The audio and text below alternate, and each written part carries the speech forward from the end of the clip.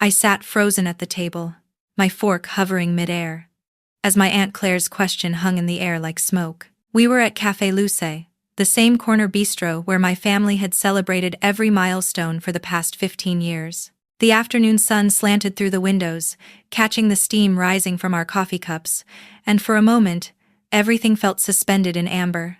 "So, sweetheart," Aunt Claire said, leaning forward with that gentle concern she'd always had. "I've been meaning to ask. You're still teaching at that public school in Queens, right? Whatever happened to the art residency we helped you get at the Berkshire Academy? The one with the studio cottage overlooking the lake? The residency. God, I hadn't thought about it in years. Or maybe I'd trained myself not to think about it. My voice came out smaller than I intended. I couldn't take it, Aunt Claire. Things changed. My mother's hand shot out, covering mine with a pressure that might have looked comforting to anyone watching. "Emma's been so happy in Queens," she said brightly. "Too brightly. Haven't you, honey? Teaching inner-city kids, making a real difference. That residency was just a pipe dream anyway. Too isolating for someone her age." Aunt Claire's eyebrows lifted slightly. She'd been traveling for work, gone for almost 3 years, consulting for museums across Europe. She'd missed the family dynamics, the subtle shifts, the way certain topics became landmines. "But you worked so hard for that," Aunt Claire said, confused. "I remember you crying when you got the acceptance letter. It was your dream program. Full year, all expenses paid, mentorship with Margaret Chen. You were going to finally finish your exhibition series." My sister Lily looked up from her phone, her engagement ring catching the light. At 24, she wore success, like a second skin. "Oh, Emma gave up on all that," she said casually. "She's more practical now. Aren't you, Em?" The word "gave up" landed like a slap. I wanted to correct her. I wanted to say that I hadn't given up on anything, that the choice had been made for me, presented as if it were my own idea, until I started to believe it myself. But my father was watching me with that expression he got, the one that said, "We don't air our laundry in public, we smile and nod and keep the peace." So I smiled. I nodded. "Yeah," I heard myself say. "I'm more practical now." But Aunt Claire wasn't letting it go. She turned to my parents, her confusion deepening. "I don't understand. The residency sent me the announcement last month. They're celebrating their 20th anniversary, and they listed all the notable alumni. Lily Chen was featured as one of their rising stars in contemporary ceramics. They mentioned her solo show in Boston, her installation at the Whitney. I was so proud. I framed the article. The table went silent. Lily's face had gone pale. My mother's grip on my hand tightened, and I felt something crack open inside my chest, something that had been locked away for so long I'd forgotten it was there. "What?" The word came out as a whisper. Aunt Claire pulled out her phone, scrolling quickly. "Here, I saved it. Look, there's even a photo of Lily in the studio cottage, the same one you showed me in the brochure, Emma, the one with the north-facing windows and the stone fireplace." She turned the phone toward me. There was my sister, standing in what should have been my space, my light, my year of uninterrupted creation. She was smiling at the camera, her hands clay-stained, surrounded by the kind of work that only comes from having time, resources, and freedom. The kind of work I dreamed of making. I started, but my voice failed. My father cleared his throat. "Claire, you're misunderstanding." The residency contacted us after Emma declined her spot. They offered it to Lily as an alternate. It would have been a waste otherwise. "But I never declined," I said, the words coming out automatically, truthfully, before I could stop them. "I never even knew the final acceptance had come through. Mom said they'd rejected me after the interview. She said I wasn't ready, that I should build more experience first." My mother's face did something complicated. "Emma, you're misremembering. You were so stressed that year, teaching full-time, trying to maintain your studio practice. We sat you down, remember? We talked about how a year away from your students would be irresponsible, how you'd worked so hard to get tenure track. You agreed it wasn't the right time." I stared at her. I did remember that conversation. I remembered crying in the kitchen while she made tea, telling me that sometimes we have to choose between our dreams and our responsibilities. That being an artist was lovely as a hobby, but I needed to think about my future, my stability, my retirement fund. But I didn't remember agreeing. I remembered feeling like I was drowning, like everyone was talking at me instead of to me, like my words were being rewritten before they left my mouth. You told me I was rejected, I repeated, my voice stronger now. You showed me an email. We showed you an email saying you needed to confirm your acceptance by a certain date, my father interjected. You missed the deadline. That was your choice, Emma. Because you never told me about the deadline. The volume of my voice surprised even me. Other diners were starting to look over. You told me it was a rejection. You said they'd gone with someone else. Lily was staring at her plate, her jaw tight. Lily, I turned to her. Did you know? When you took the residency, did you know they'd offered it to me first? She didn't meet my eyes. Mom said you'd turned it down. She said you wanted me to have the opportunity, that you were happy teaching, that this was better for me anyway since I was just starting out and you already had a stable career. And you believed that? I could hear the betrayal cracking through every word. You know how long I'd wanted that program. You know what it meant to me. You're being dramatic, my mother cut in, her voice sharp now, the pleasant facade dropping. Lily needed that residency. You already had a job. She was floundering, trying to find her place. And look how well it worked out. She got the Boston show, the Whitney installation. She's launched her career. What would you have done with it? Made your little paintings that no one wants to buy? The cruelty of it took my breath away. Aunt Claire's cup hit her saucer with a sharp clink. Miriam, she said, her voice low and dangerous. What are you talking about? Emma's portraits were phenomenal. The grief series she started after Dad died? Those were museum quality. I told her that. Everyone told her that. She needed to move on from that phase, my mother said dismissively. All that heavy, depressing subject matter. No one wants to hang paintings of crying people in their homes. They weren't about decoration, I said quietly. They were about loss. About what it means to keep going when everything feels broken. They were about surviving. Exactly. Depressing. My mother took a long sip of her water.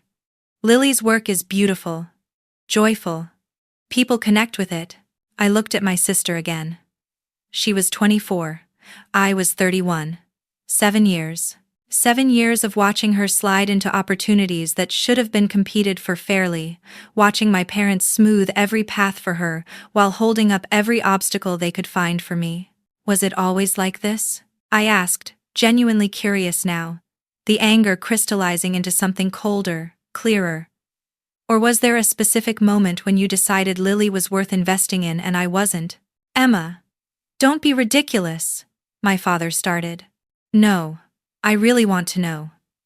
I pulled my hand away from my mother's grip. Because I'm starting to see a pattern, the art summer program in high school that you said we couldn't afford, but then Lily went 2 years later.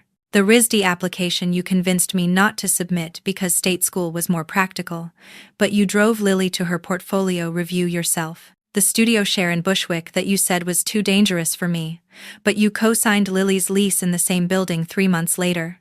Those were different circumstances, my mother said. How? How were they different? She didn't answer. She didn't have to. We both knew. Lily was the one who'd fit their vision. The pretty one, the charming one, the one who made friends easily and dated the right kind of people and whose artwork was accessible and sellable and safe. I was the complicated one, the one who asked too many questions, who painted things that made people uncomfortable, who'd rather spend Friday night reading in my apartment than networking at gallery openings. I'd been the wrong kind of daughter, so they'd decided to invest in the right one. You forged my decline letter, I said slowly, the realization settling over me like snow. You never even gave me the chance to decide. We made a parental decision, my father said firmly. You were spiraling, working yourself to exhaustion. You would have crashed and burned in that program, and then what? You'd have come back with nothing, no job, no prospects. We protected you. You stole from me. My voice was shaking now, but not with tears. With rage. You stole a year of my life. You stole my development as an artist. You stole the connections, the mentorship, the time to create. And you gave it all to her. Lily deserved it, my mother said. And there it was. The truth, plain and simple. She had the talent. She had the drive. She made something of it. What would you have done? You would have wasted it. I stood up. The chair scraped loudly against the floor. Emma, sit down, my father hissed. You're making a scene. Good. I grabbed my jacket. I hope everyone hears this. I hope everyone knows what you did. Aunt Claire stood too, her face flushed with anger. Miriam! David! I cannot believe what I'm hearing. This is unconscionable. Emma earned that residency. Her application was brilliant. I wrote one of her recommendation letters. Remember? I know what she's capable of. Claire, you don't understand the full situation. My mother started. Then explain it to me. Explain how you justify lying to your daughter and giving away her opportunity to her sister behind her back. Explain how that's anything other than favoritism and manipulation. Lily is getting married next year, my mother said, as if this explained everything. She needed to establish her career first. Emma has time. Emma can always make art as a hobby. I don't want it as a hobby, I said, my voice breaking finally. I wanted it as my life. That was supposed to be my life. Lily finally spoke, her voice small. I didn't ask them to do this, Emma. I swear. I thought you'd said no. I thought you were okay with it, but you took it anyway. You took the residency. You took the studio. You took the year. You took the career that program launched. And you never once thought to call me and ask if I was really okay with it? Your own sister? She didn't answer. I looked at all of them. These people who were supposed to love me, supposed to want the best for me. My mother with her defensive posture. My father with his disapproval. Lily with her guilty silence. And Aunt Claire, standing beside me, the only one who looked as horrified as I felt. I need the emails, I said to my mother. I need every email from that residency program. I need the acceptance letter, the deadline extension they must have sent. Everything. Why? My mother asked, suspicious. Because I'm going to contact them. I'm going to tell them what you did. I'm going to ask if there's any way to make this right. Emma, it's been 3 years, my father said. Watch me. I walked out of the cafe with Aunt Claire beside me. Behind us, I could hear my mother calling my name, but I didn't turn around. For the first time in my life, I just kept walking. The New York streets were crowded with the usual Friday afternoon chaos. Tourists, business people, students, everyone moving with purpose, with direction. I'd spent so long feeling lost among them, like I was drifting while everyone else had destinations.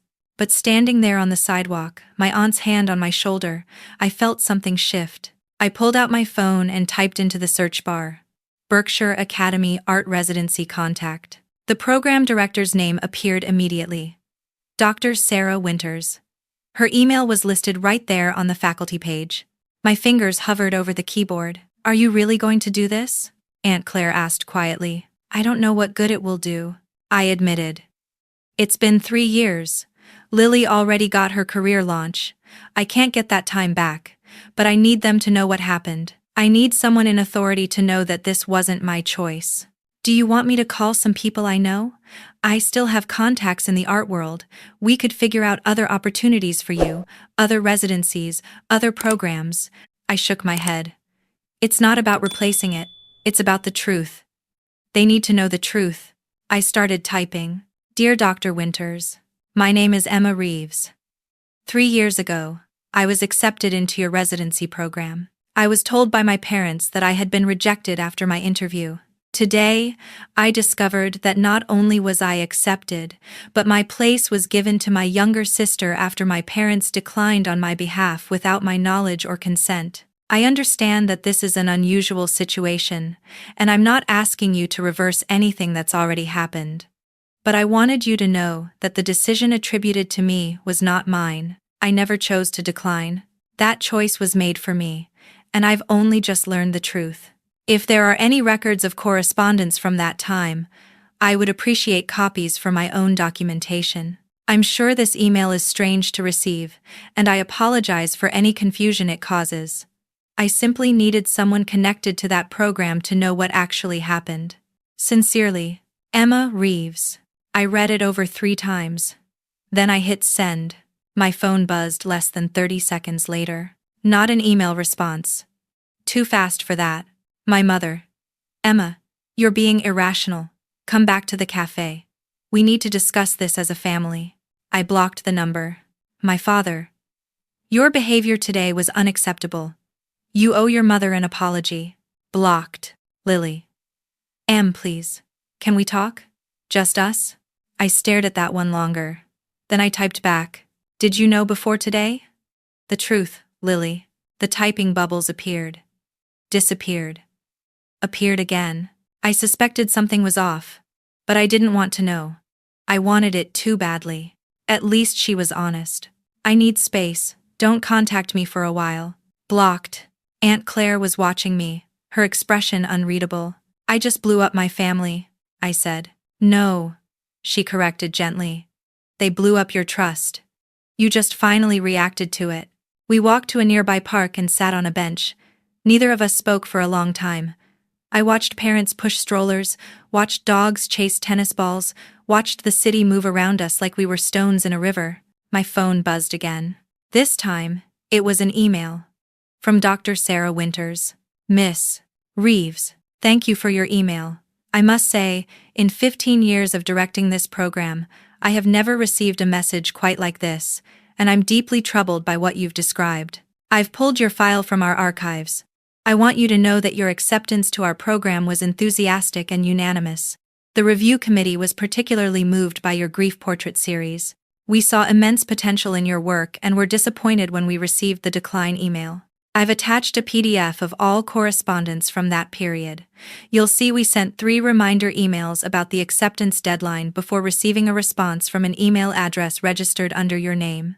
If you're comfortable sharing more details about this situation, I would very much like to speak with you. What you've described raises serious ethical concerns, and while I cannot undo the past, I want to explore what options might be available to you now. Would you be available for a call this evening? Best regards, Sarah Winters, Ph.D. Director, Berkshire Academy Art Residency. I opened the PDF with shaking hands. There it was. The acceptance letter. Dated 3 years ago. Glowing praise for my work. Details about the stipend, the studio space, the mentorship program, everything I'd dreamed of. Right there in black and white. And then, 3 follow-up emails, each one more concerned than the last, asking if I'd received the acceptance, reminding me of the deadline, offering to extend it if I needed more time to arrange my affairs. And finally, the response. Sent from an email address that was mine, but with words I'd never written. Dear Dr. Winters, after careful consideration, I've decided to decline my acceptance to the residency program. My teaching commitments and personal circumstances make it impossible for me to attend. However, I'd like to recommend my sister, Lily Reeves, as an alternate candidate. She's an emerging ceramicist with tremendous potential. Thank you for the opportunity. Sincerely, Emma Reeves. They'd used my email. They must have accessed my account somehow or created a new one in my name. They'd written in my voice, recommended my sister, and sealed my fate in a single paragraph. I showed the phone to Aunt Claire. She read it, her face growing darker with each line. This is fraud, she said flatly. This is identity theft. Emma, this is criminal. They're my parents. I don't care if they're the Pope. This is illegal. I stared at the email, at the date stamp, at the evidence of my stolen year. I want to talk to her, I said. Dr. Winters, I want to talk to her tonight. Aunt Claire nodded. Let's get you somewhere quiet. You can use my hotel room. We took a cab to her hotel in Midtown. She ordered room service, made me eat something, then set me up at the desk with her laptop and a glass of wine I barely touched. At 8 o'clock, my phone rang. Emma? This is Sarah Winters. Her voice was warm, professional, concerned. I'd imagined this woman so many times during those early days after my supposed rejection, wondering what she'd thought of my work, whether I'd disappointed her. Now, hearing her actual voice, I felt 3 years of grief rising in my throat. "Thank you for calling," I managed. "Thank you for reaching out. I've been thinking about your case all afternoon, and I've consulted with our legal team and board of directors. What was done to you is deeply troubling, and we want to make it right if we can." "I don't see how you can. The time is gone, the opportunity is gone. The specific year, yes. But the opportunity itself? That we might be able to restore." She paused. "Emma, your acceptance to our program was based on merit. That merit hasn't disappeared. If anything, the work you sent us suggested an artist with profound things to say. I'd like to see what you've created since then." "I haven't created much," I admitted, shame burning through me. "Teaching full-time, trying to keep my studio rent paid. It's been hard to find time or energy. And honestly, after thinking I'd been rejected, I started to believe maybe they were right. My parents. Maybe I wasn't good enough. May I tell you something, Doctor?" Winters said gently. "In my experience, the artists who are told they're not good enough, who are undermined and doubted, often have the most important work to make, because they're the ones who understand what it means to be silenced. And when they finally speak, they have something real to say." I pressed my hand to my mouth, fighting tears. "I'd like to offer you a residency," she continued. "Not the same one your sister took. That's done.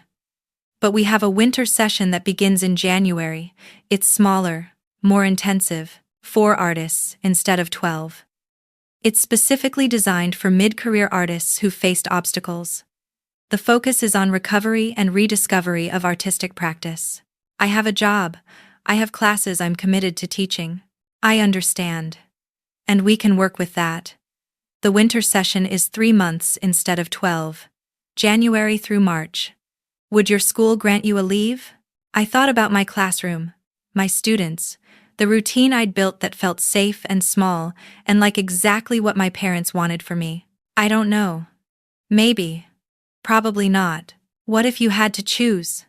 Dr. Winters asked, and there was no judgment in her voice, just genuine curiosity. "Between the teaching position and the residency, what would you choose?" I didn't even have to think about it. "The residency. I'd choose the residency." "Then that's your answer, isn't it?" I laughed, surprised by the simplicity of it. "Yeah, I guess it is. Apply for the winter session. Send us whatever work you've made in the past 3 years, even if it's just sketches and studies. Send us a statement about what you want to explore. And Emma, send it yourself this time. Directly to me. No intermediaries." "What about my sister? This might cause problems for her. If it comes out that she took a spot that wasn't rightfully available." Dr. Winters was quiet for a moment. "Your sister's work speaks for itself. The recognition she's received is based on her merit. But the way she got her start is now something our program has to examine. We have a responsibility to ensure our selection process has integrity. That's not your burden to carry. That's ours." After we hung up, I sat at the desk for a long time, staring at the laptop screen. Aunt Claire appeared with a fresh glass of wine. "So?" She offered me a winter residency. 3 months, starting in January. "Are you going to take it?" "I think I have to. I think if I don't, I'll spend the rest of my life wondering what I could have made, who I could have become. Your parents are going to fight you on this. Let them." I turned to look at her. "I'm 31 years old. I've spent my entire adult life trying to be the daughter they wanted instead of the artist I am. I'm done. Whatever they throw at me, I'll deal with it. But I'm done shrinking myself to fit their comfort." She smiled, and it was fierce and proud. "Good. It's about damn time." I spent that night in Aunt Claire's hotel room, drafting my application. I didn't have much recent work to show, but I had the old grief series, the portraits I'd made in the months after Grandpa died. I'd stored them in a closet in my apartment, unable to look at them, unable to throw them away. I wrote about what it meant to be silenced, about what it meant to be told your voice doesn't matter, your vision doesn't count, your dreams are impractical. I wrote about finding my way back to the work that scared me, the work that felt too raw, too honest, too much. I wrote the truth, and then I sent it directly to Dr. Sarah Winters. With my own hands, my own decision, my own voice. The response came 2 days later. Acceptance. Full scholarship. Studio cottage overlooking the lake, the same one I'd seen in the photographs 3 years ago. 3 months to remember who I'd been before I learned to make myself smaller. I gave notice at my school. 2 months. To let them find a replacement. To finish the semester with my students. My department chair was disappointed but understanding. Sometimes we have to choose ourselves, she said, and I realized she knew exactly what I meant. I didn't tell my parents. I told Aunt Claire. And I told 2 close friends who'd watched me struggle for years. And I started packing. My mother found out through Facebook, of all things. Lily must have mentioned something to a cousin, who posted congratulations on my wall. My phone started ringing at 6 in the morning, my mother's rage crackling through the speaker. You're making a huge mistake. You'll lose your tenure track. You'll come back to nothing. This is self-sabotage, Emma. This is you being vindictive because you're jealous of your sister's success. I listened to the whole voicemail. Then I deleted it. My father's message was shorter, colder. You're embarrassing this family. When you fail, don't come crying to us. I deleted that one too. Lily texted. I'm sorry about everything. I really am, but Mom's right. You're giving up a lot for this. Are you sure? I typed back. I'm giving up safety for possibility. I'm sure. She didn't respond. In December, a week before I was supposed to leave for the residency, I got a call from Dr. Winters. Emma, I wanted to give you a heads up about something. We've had to make some adjustments to our alumni recognition. Your sister's name has been removed from our notable alumni list, and we've issued a clarification about the circumstances of her acceptance. It's causing some conversation in the art world. My stomach dropped. Is she in trouble? No more than she put herself in by accepting an opportunity under false pretenses. But several galleries are asking questions. Some are reconsidering their relationships with her. I wanted you to know in case your family contacts you about it. They'll blame me. Probably, but you're not responsible for their choices, Emma. You're only responsible for your own. She was right. But it still hurt. The calls started that evening. My mother, screaming about how I'd destroyed Lily's career out of spite. My father, informing me I was no longer welcome at family gatherings. Lily, crying, begging me to fix it, to tell people it was a misunderstanding. I let them all go to voicemail. The only one I answered was Aunt Claire. How are you holding up? She asked. I feel like I'm burning down everything I've ever known. Sometimes that's what it takes to build something real, something yours. I arrived at Berkshire Academy on a frozen January morning. The studio cottage was exactly as I'd imagined it. All those years ago. North-facing windows, stone fireplace, space enough to spread out, to make a mess, to create without worrying about disturbing neighbors or timing or practical concerns. I set up my easel in the center of the room. I unpacked my paints, my brushes, the canvases I'd been hoarding for some day, and then I stood there, terrified. What if my parents were right? What if I'd given up security for nothing?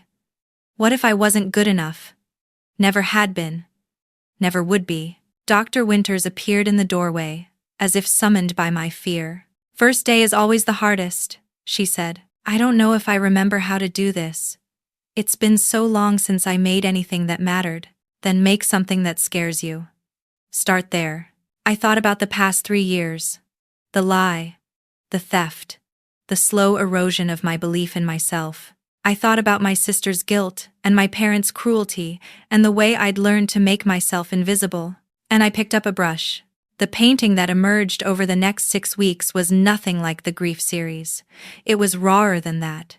Angrier than that. It was a self-portrait, but fragmented, pieces of my face scattered across the canvas like a puzzle someone had given up trying to solve. And in the negative spaces, in the gaps between the pieces, I painted the words I'd never been allowed to say. I deserved this. This was mine. You don't get to decide my worth. The other residents, when they saw it, went quiet. Then one of them, A sculptor from Chicago who'd been told she was too old to matter anymore started to cry. Yeah, she said. Exactly that. By March, I'd completed a series of 7 paintings. Self-portraits. All of them, but each one exploring a different kind of silencing. The one where I'd been told to smile more, the one where I'd been told I was too sensitive, the one where I'd been told my ambitions were unfeminine, the one where I'd been told I should be grateful for what I had instead of wanting more. And the final one, the largest, where all the fragments finally came together into something whole. Dr. Winters stood in front of it for a long time. This is extraordinary work, Emma. This is exactly what I hoped you had in you. What do I do with it now? She smiled. Now you show it. We have a gallery partner in Brooklyn who's been asking about emerging voices. I'd like to send her your portfolio.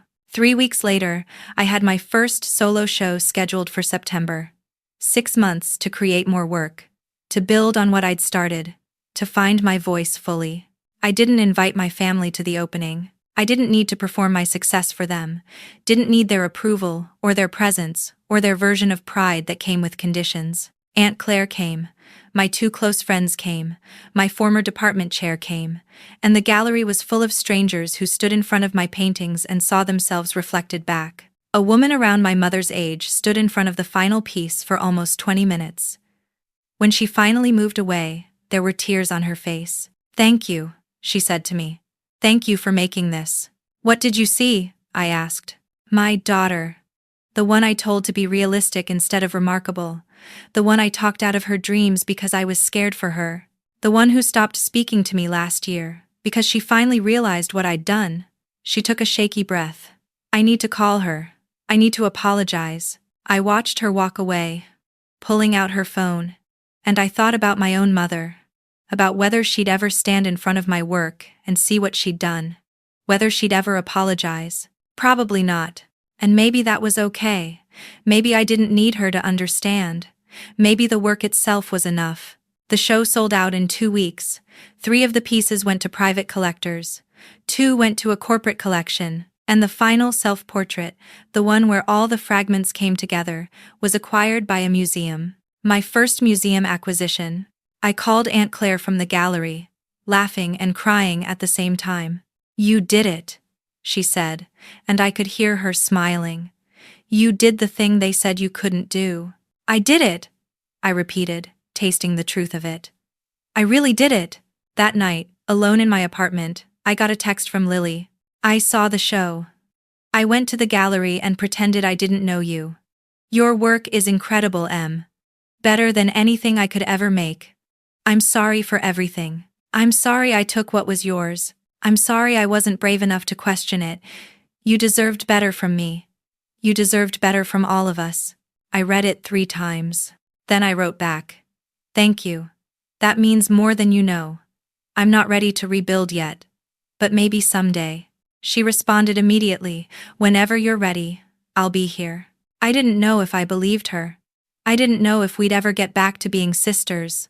Real sisters. The kind who protected each other instead of competing. But I appreciated the apology. It was more than I'd gotten from anyone else. My parents never reached out. Not about the show, not about the museum acquisition, not about any of it. Their silence was its own kind of message. And strangely, I was okay with it. I'd spent so long craving their approval, their recognition, their pride. But I'd found something better. I'd found my own voice, my own vision, my own worth that didn't depend on their validation. 6 months after the show, I got an email from Dr. Winters. "Emma, I wanted you to know that we've established a new scholarship in your name. The Emma Reeves Fellowship for artists who faced family opposition or systematic undermining of their work. Full-year residency, all expenses paid, plus a career development fund. We're launching it next year. Would you be willing to serve on the selection committee?" I sat with that for a long time. My name, my story, turned into something that might help someone else. "Yes," I wrote back. "I'd be honored. I'm teaching again now, but at a different school. An arts high school where students come because they've chosen it, because they're hungry and driven and terrified and hopeful. I tell them the truth. I tell them that art is hard, that it requires sacrifice, that sometimes the people you love most will try to talk you out of it because they're scared or jealous or limited by their own dreams. And I tell them that it's worth it. That the act of making something true, something that comes from the deepest part of yourself, is worth every fight, every loss, every moment of doubt. I tell them my story. Not all of it, but enough. Enough to let them know that I understand, that I've been where they are, and when they look at me with those wide, uncertain eyes and ask if they're good enough, if they have what it takes, I don't lie to them the way I was lied to. I say, I don't know, but there's only one way to find out. You have to try. You have to show up for yourself, even when no one else will, especially when no one else will. Some of them will make it, some won't. That's the truth of any creative life. But they'll all have the chance to find out. They'll all have someone in their corner saying, you deserve to try. That's what I didn't have, and that's what I can give. On the anniversary of my first show, I walked past the cafe where everything had started, where Aunt Claire's question had cracked open the lie I'd been living. I thought about going in, ordering coffee, sitting at the same table, but I kept walking instead. That story was over. The girl who sat at that table, frozen and uncertain and desperate for approval, she didn't exist anymore. I'd burned her away in the studio. I'd rebuilt someone new from the ashes. Someone who knew her own worth. My phone buzzed. A text from the museum curator who'd bought my final piece. We're planning an exhibition on contemporary portraiture. Interested in being included? It would be you, 3 other emerging artists, and Joan Mitchell's archive. 6-month run, touring nationally after. Joan Mitchell. One of my heroes. One of the artists I'd studied obsessively in college, whose work had taught me that abstraction could be emotional, that color could carry grief. I typed back, yes. Absolutely yes. And then I walked home through the city, through the noise and the crowds and the chaos, and I felt like I belonged there. Like I'd finally found my place. Not the place my parents wanted for me. Not the safe, small, practical life they'd tried to build around me like a cage. But my place.